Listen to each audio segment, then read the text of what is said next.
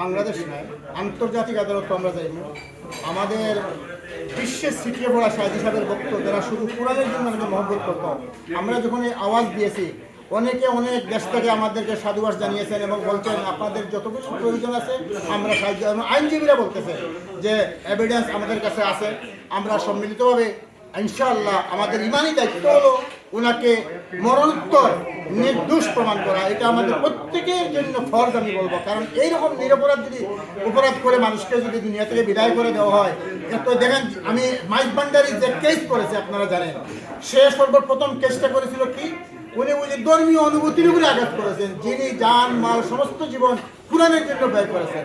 এটা গভর্নমেন্টে পরিকল্পিতভাবে করেছে।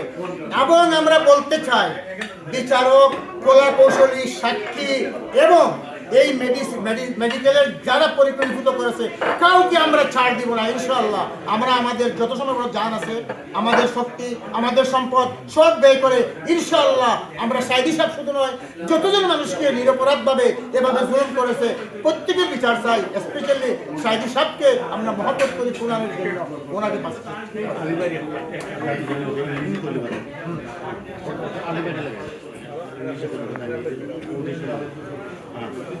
Ali bhai, what you would like to say about the specific? Our demand is to the current government of Bangladesh, and only demand is we want the justice for Allama Saidi, and we want to see the justice as soon as possible. This is our demand from Federation UK. Thank you.